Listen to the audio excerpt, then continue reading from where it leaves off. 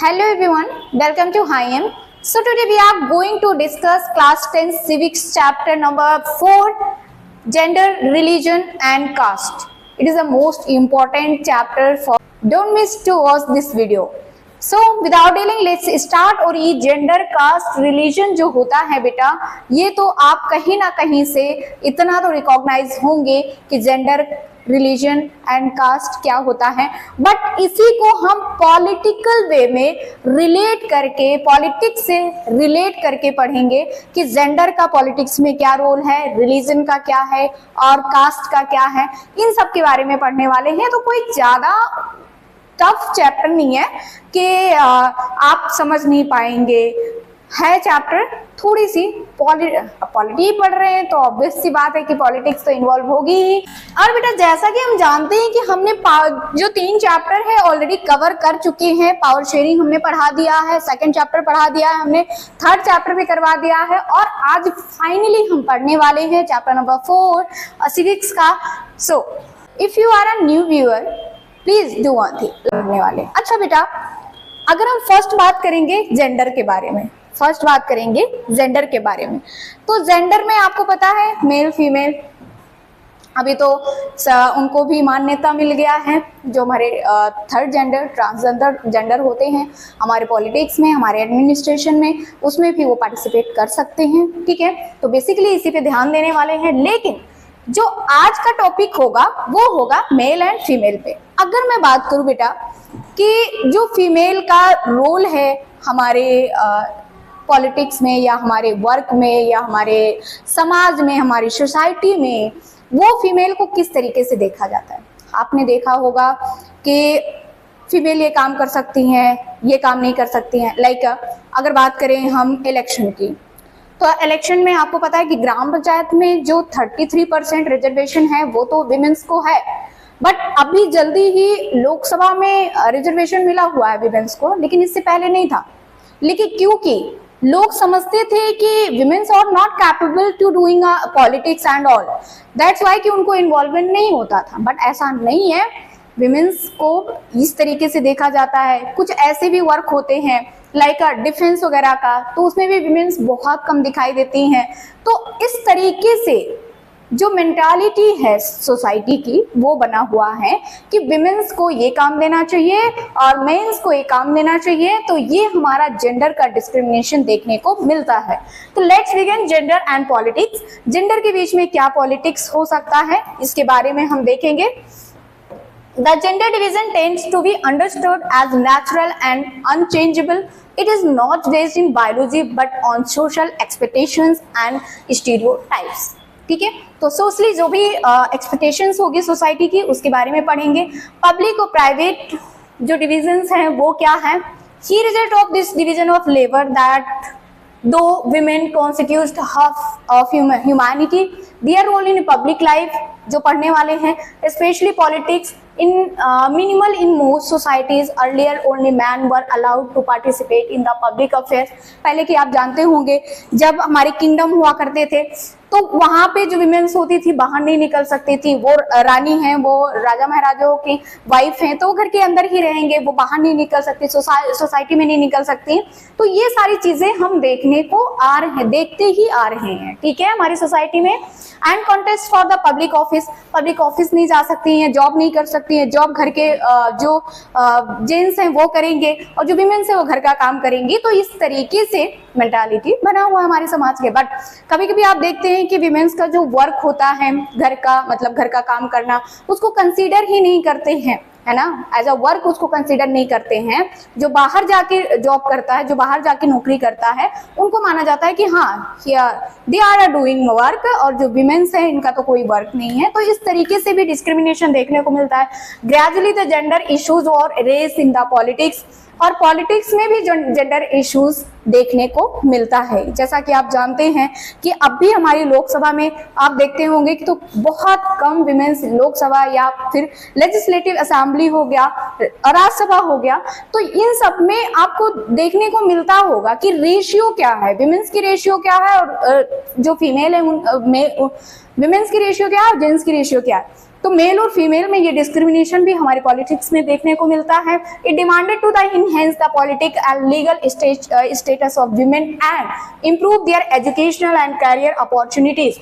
ये सारी चीजें देख के हमें इस पे एक स्टैंड लेना चाहिए, गवर्नमेंट को एक स्टैंड लेना चाहिए कि विमेन्स को अपॉर्चुनिटी दिया जाए, उनको एक अच्छा एजुकेशन दिया जाए। ये हर पेरेंट्स को, हमारी सोसाइटी को, हमारी गवर्नमेंट को ये होना चाहिए कि उनके लिए स्टैंड लें, ठीक है, रेज करें इन चीजों का। Were raise of the why women get equality to person and family life called feminist movement. और फैमिली लाइफ में भी इक्वालिटी होना चाहिए। ये नहीं है कि विमेन्स अगर खाना बना रही है और अगर उसकी तबीयत खराब होगी तो खाना नहीं बनेगा, मतलब वो ही कर सकती है। तो इन सब चीजों को अगर स्टैंड लिया जाएगा, इन सब चीजों को बढ़ावा दिया जाएगा, that is called feminist movement. Okay, तो अगर कोई पूछता, डेफिनेशन आएगा बेटा आपके बोर्ड में कि right briefly explain a feminist movement, तो आप बहुत सारे एग्जाम्पल लिख सकते हो। बहुत सारी जैसे जो ग्राम पंचायत है उसमें 33% रिजर्वेशन है, या अभी लोकसभा में जितने रिजर्वेशन मिला हुआ है विमेंस को। तो पार्लियामेंट में हमारे अभी पार्लियामेंट जो इलेक्शन होता है, लोकसभा का इलेक्शन जो होता है, उसमें कितना रिजर्वेशन मिला है महिलाओं को। तो ये सारे पॉइंट अगर आप लिख के आ रहे हो, डेफिनेटली एक अच्छा नंबर गेन करेंगे।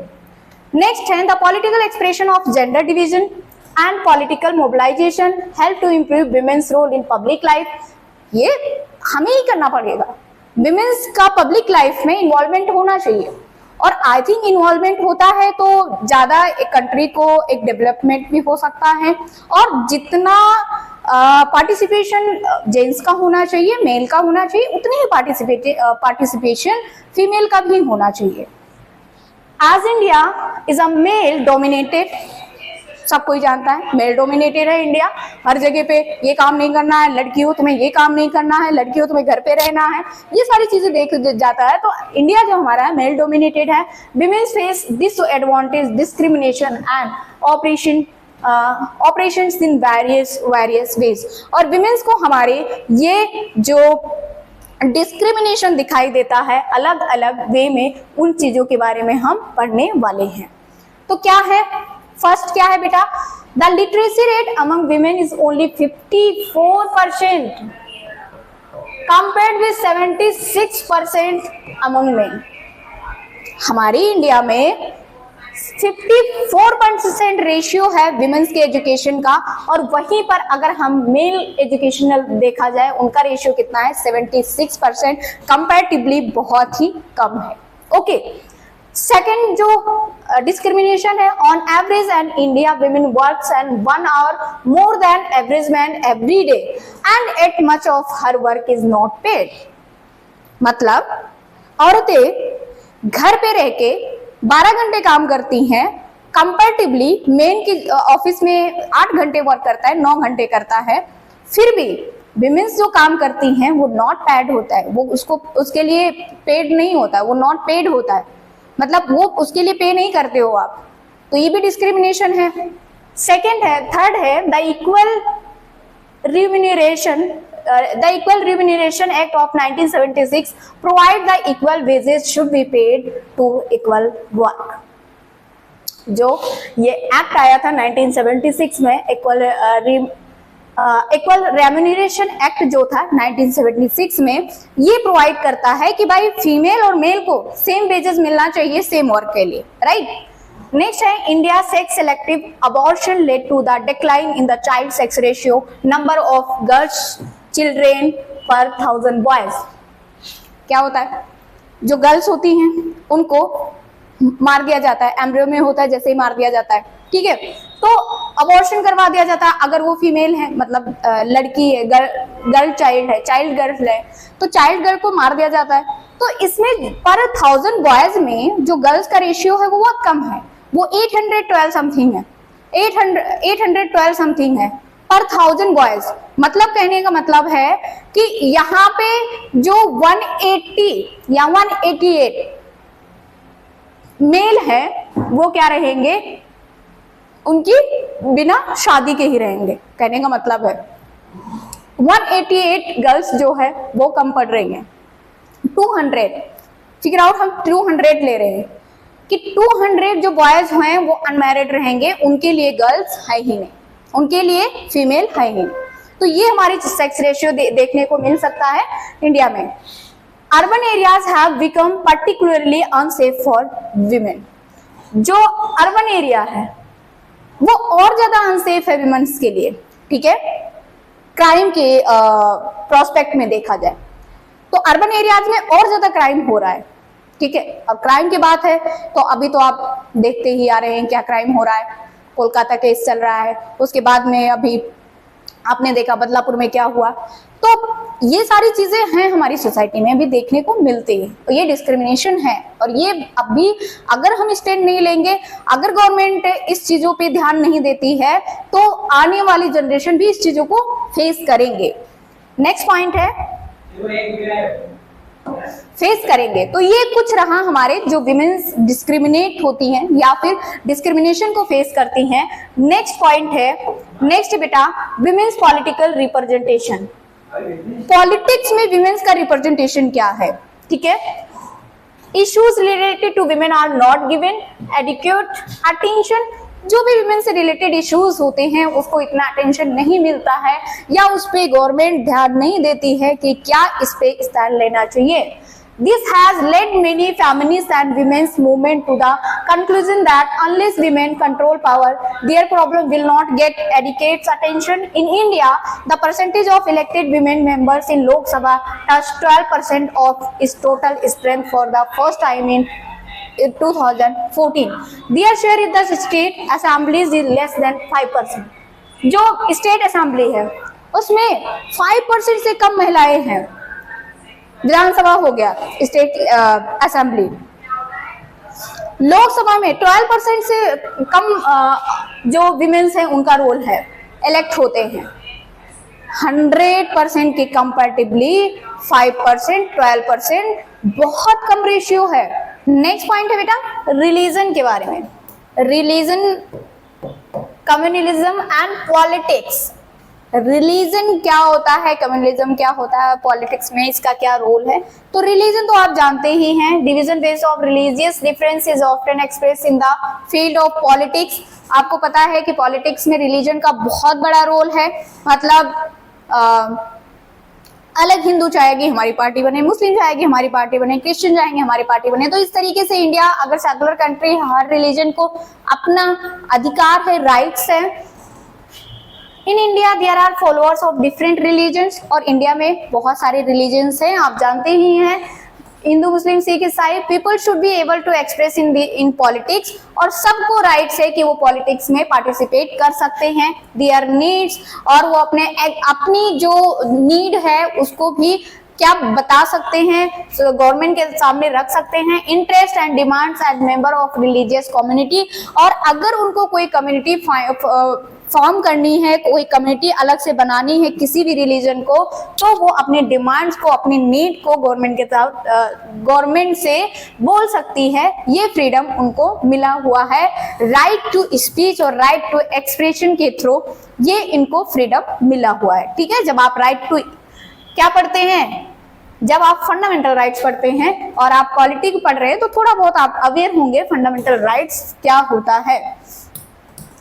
कम्युनलिज्म क्या होता है? कम्युनलिज्म क्या होता है बेटा? The use of religion in politics is called communal party politics. अगर किसी पार्टी ने रिलीजन को इन्वॉल्व किया है अपने पॉलिटिक्स में, that is called communal party. Communal party जो होता है, कम्युनल पार्टी पॉलिटिक्स जो होता है, इसमें बेसिकली रिलीजन इन्वॉल्व होता है। क्या है? when belief on the religion are represented superior to those of other religion। और वो चाहेगा कि भाई हमारी सुपीरियर, हमारी गवर्नमेंट हो, हमारे रिलीजन की गवर्नमेंट हो। when the demands of one religious group of the family opposition to another। और भाई अपोजिशन के खिलाफ वो चाहेगी कि भाई ये हिंदू पार्टी है, ये मुस्लिम पार्टी है, ये क्रिश्चियन पार्टी है। तो हर कम्युनिटी के लोग चाहेंगे कि वो हमारी गवर्नमेंट होना चाहिए और हम गवर्न करें इंडिया को। Okay, when state power is used to establish the domination of one religious group over the rest।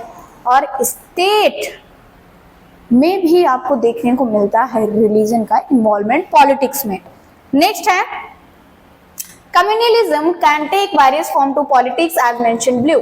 जो कम्युनलिज्म है वो कौन कौन से वेरियस फॉर्म होंगे उसका, तो ये कुछ दिया हुआ जो ऑलरेडी मैं बता चुकी हूँ, तो ये आप देख लेना। Communal mind to often leads to quest of the political dominance of one's own religion politics. मतलब कहने का मतलब है कि जो हर कम्युनिटी है वो अपनी पॉलिटिक्स फॉर्म कर सकती है, अपनी कम्युनिटी बना सकता है और अपने डिमांड्स को, अपने एक्सप्रेशन को, जो भी वो चाहता है। मान लो गुरुद्वारा खोलना है ना, या मतलब ऐसा होना चाहिए कि मतलब सिख को अपना कुछ करना है, या मुस्लिम लोगों को अपनी मस्जिद ओपन करना है, या फिर पब्लिक लेवल पे हो गया, सोशल लेवल पे हो गया, या कोई पर्सनल चीजें पर्सनल भी हो गया, तो ये वो करने के लिए फ्रीडम है, उनके पास में राइट्स है। हर रिलीजन को अपना अपना राइट्स मिला हुआ है। तो पॉलिटिक्स में भी अपने रिलीजन के लोग अपने तरीके से बात कर सकते हैं, ठीक है। मुस्लिम एक अपनी पार्टी फॉर्म कर सकती है, हिंदू एक अपना पार्टी फॉर्म कर सकता है, ठीक। इसके लिए कोई बाउंड नहीं है कि इंडिया में हिंदू राज ही होना चाहिए। India is a secular country.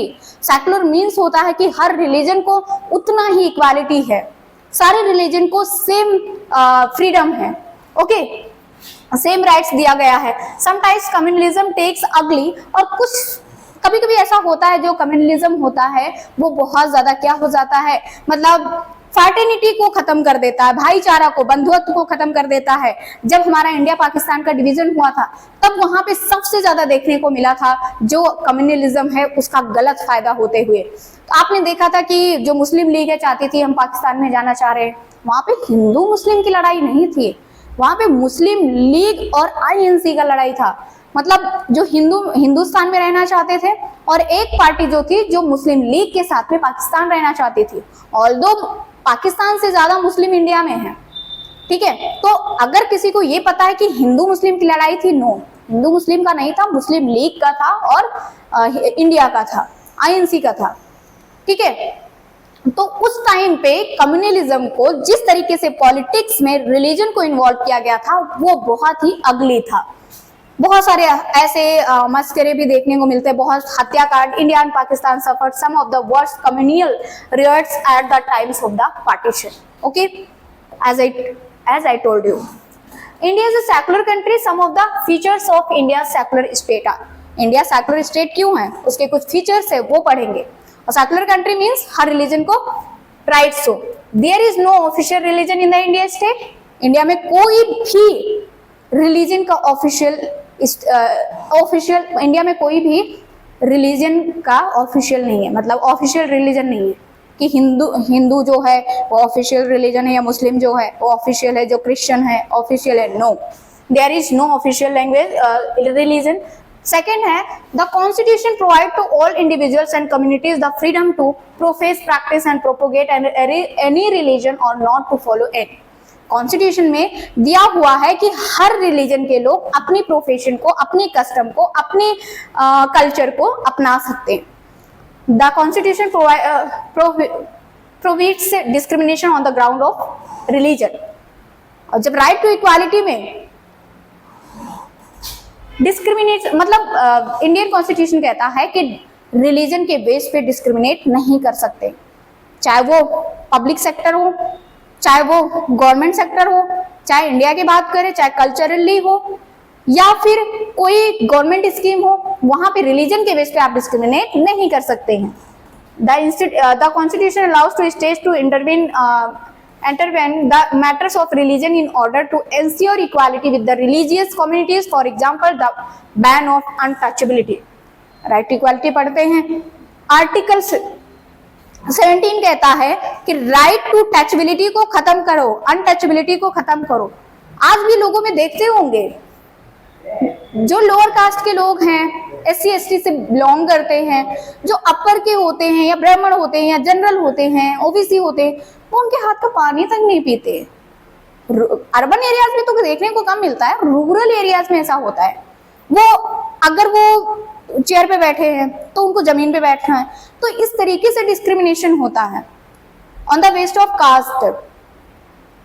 तो ये चीजों को कॉन्स्टिट्यूशन ने खत्म कर दिया है, बैन टू अनटचबिलिटी। फिर भी करते हैं लोग। कास्ट एंड पॉलिटिक्स, पॉलिटिक्स का पॉलिटिक्स में कास्ट का क्या रोल है। Caste and politics both have same positive and some negative aspect, दोनों में कुछ पॉजिटिव और कुछ नेगेटिव एस्पेक्ट देखने को मिलते हैं। लेट्स लुक एट देम, देखते हैं क्या क्या है कास्ट इनइक्वालिटीज में क्या होता है। In most societies occupation are passed on the form one generation to another, मतलब कुछ ऐसी सोसाइटी होती है, मान लो मोची है, तो क्या करते हैं कि अगर मोची उनके पापा ये काम करते थे तो उनका जो बेटा होगा ना, उनकी जो जनरेशन है वही काम करती है। या फिर मान लो कि कोई भेड़ बकरियां चरा रहा है तो नेक्स्ट जनरेशन भी वही काम करने लगते हैं, ठीक है। तो कुछ ऐसे हैं कि जनरेशन टू अनदर जनरेशन जाता रहता है उनके कास्ट के बेस पे। Caste system is an extreme form of this. In this system, member of the same caste group were supposed to form a social community that practices the same or similar occupation, married with the caste group and did not eat with members from other caste group. मतलब कुछ लोगों का है कि भाई शादी अपने cast में ही करेंगे। अभी तो इंटर रिलीजन या इंटर कास्ट मैरिज जो है उसको लेकर बहुत ज्यादा इंडियन गवर्नमेंट भी स्टैंड ले रही है। तो इस चीजों में है कि कुछ लोगों को नहीं अपने कास्ट में ही शादी करना। अगर तुमने दूसरे कास्ट में शादी कर लिया तो जो लड़की आएगी उसके हाथ का पानी तक नहीं पिएंगे, उसके हाथ का खाना तक नहीं खाएंगे। तो क्या दिया हुआ है कि married with the caste group and did not eat with the members, कोई भी मेंबर्स उसके हाथ का खाना भी नहीं खाना चाहेगा। तो इस तरीके से मेंटालिटी अभी हमारे सोसाइटी का है। और ये इंडिया की सिचुएशन है जो कि एक सेकुलर कंट्री है। सेकुलर कंट्री मतलब होता है कि जहां पे रिलीजन के बेस पे कुछ भी डिस्क्रिमिनेशन नहीं होना चाहिए। तो we have to think about that. Next है with economic development, large scale urbanization, growth of literacy and education, occupational mobility and the weakening of the position of landlords in the village, the old nation of caste hierarchy are breaking down. The Constitution of India prohibited any caste-based discrimination and led to the foundation of policy to reverse the injustice of caste system. India large scale पे urbanisation में economic development करने के लिए और urbanisation को बढ़ावा दिया जाए, वहां पे जो विलेजेस है, एजुकेशन है, ऑक्यूपेशन है, उनको बढ़ावा दिया जाए। The old nation of caste hierarchy are breaking down. The constitution India provided any caste based discrimination, और इंडिया का कॉन्स्टिट्यूशन किसी भी कास्ट के बेस पे डिस्क्रिमिनेट नहीं कर सकते, ये पूरी तरीके से बैन कर चुकी है। Foundation of policies to reverse the injustice of the caste system.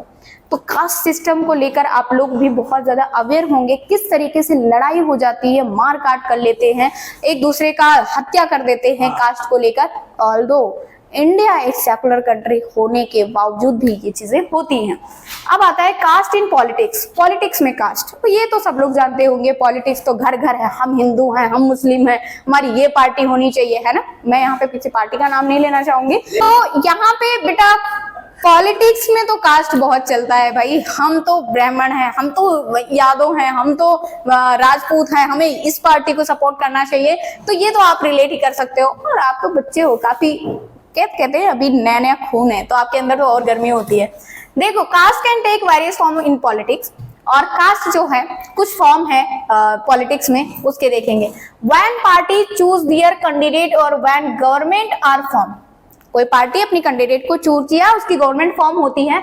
When party choose their candidate when government form, अगर कोई पार्टी अपनी कैंडिडेट को चूज करती है और उसकी गवर्नमेंट फॉर्म होता है, political parties usually take care the representative of different caste, और पॉलिटिकल पार्टी अपने अपने रिप्रेजेंटेटिव अलग अलग कास्ट के लोगों को चूज करती है। Political parties are candidate in election make appeal the caste sentiment to win the election. और पॉलिटिकल पार्टीज जो कैंडिडेट होते हैं, मतलब ऐसा कुछ नहीं है कि भाई आप ही बनोगे या एक बार जिसकी गवर्नमेंट फॉर्म होगी उसका, ऐसा नहीं है। अलग अलग कम्युनिटी के लोगों को भी क्या दिया जाता है, बढ़ावा दिया जाता है कि आप आइए पॉलिटिक्स में पार्टिसिपेशन कीजिए। The gain support political parties raise caste based issues during the election, और इलेक्शन के टाइम पे जो कास्ट बेस्ड की इश्यूज होती है उस पे तो ध्यान दिया जाता है। Political support as one man one vote system or adult franchise has made the voter very powerful. Political parties have made peoples belonging to lower caste conscious about the their rights to vote and their powers. और जो adult franchise होते हैं, मतलब जो voting rights होती है, जिसको basically जो वोट डाल सकता है, उनको क्या है, अपने रिप्रेजेंटेटिव्स को चूज करने का पूरा अधिकार है, पूरी राइट्स है, वो जिसको चाहे उसको वोट दे सकता है। ऐसा नहीं है जबरदस्ती में आपको वोट देना है, नहीं। No one can tell you about this types of sentence कि आपको नहीं, अगर वो करता है तो आप उसके खिलाफ, आप उसके अगेंस्ट स्टैंड ले सकते। नेक्स्ट है बेटा, during election caste matter. Yes, absolutely caste matter, but is not everything. There are many other factor that impact the election. बहुत सारे ऐसे फैक्टर्स है जो इलेक्शन को इम्पैक्ट करते हैं। People's assessment of the performance of the government and the popularity rating of the leaders are considered during election. Just have look at the below points. क्या क्या ऐसे हैं पॉइंट्स को, उसको देखते हैं। Candidate and parties need to win the confidence of more than one caste and community to win election. मतलब जो कैंडिडेट है पार्टीज का, उसको एक कॉन्फिडेंस होना चाहिए, मतलब कि हम इलेक्शन में मतलब जीत सकते हैं या इस कम्युनिटी के लोगों से जीत सकते हैं, है ना, मतलब जो उसके अपोजिशन में है, right. No party wins the votes of all the voters of a caste और कम्युनिटी। और कोई पार्टी ऐसा नहीं है कम्युनिटी और वोटर को मतलब ये बता सकती नहीं हम इस कम्युनिटी के हैं तो हमें जीतना चाहिए या हमें ही वोट देना चाहिए, हम आपकी जात के हैं, ऐसा नहीं कर सकते। Some voters have more than one candidate from the their caste while many voters have no candidate from their caste. मतलब ऐसे बहुत सारे होते हैं कि उस कास्ट के बहुत सारे वोटर्स हैं, दूसरे कास्ट के वोटर्स कम हैं, ठीक है। The ruling party and the sitting MP or MLA keep changing whenever fresh election take place, ठीक है। और जो रूलिंग पार्टी है, चाहे MP हो चाहे MLA हो, अगर आपको नेक्स्ट इलेक्शन है तो उनको हम चेंज कर सकते हैं, हम जिसको चाहेंगे उसका अपना रिप्रेजेंटेटिव चूज करेंगे। नेक्स्ट बेटा, politics in caste. Politics also influence the caste system and caste identities by the bringing them into the political arena. Here are a few points that support this. क्या point है? Point है, each caste group tries to become bigger by incorporating within the neighboring caste or subcaste. Various caste groups are formed with other castes or communities and then they are enter in the dialogue and negotiation. New kind of caste group have some came of the political arena like backward and forward caste group. Back and forward जानते तो general, OBC, SC, ST, schedule caste, schedule tribe. तो हर caste group को अपनी rights है और although बहुत सारे ऐसे कास्ट ग्रुप को कॉन्स्टिट्यूशन में अलग से राइट्स मिला हुआ है जो हमारे ईस्टर्न के होते हैं, मतलब जो हमारे ईस्ट इंडिया के लोग हैं, ये मिजोरम, मेघालय, असम, ये जो ईस्ट इंडिया के लोग हैं, उनको एक अलग से, नागालैंड हो गया, इनको एक अलग से राइट्स दिया गया है। तो हर कम्युनिटी को बढ़ावा दिया गया है हमारी कॉन्स्टिट्यूशन में, हर कम्युनिटी को राइट्स दिया गया है। और पॉलिटिक्स में तो कम्युनिटी का हाई, कम्युनिटी हो, रिलीजन हो, कास्ट हो, उन सबको राइट्स है अपना काम करने का। So we have finished this chapter और I hope you understood very well. So मिलते हैं नेक्स्ट वीडियो में एक न्यू चैप्टर के साथ में, जो कि आपका होगा ज्योग्राफी का चैप्टर।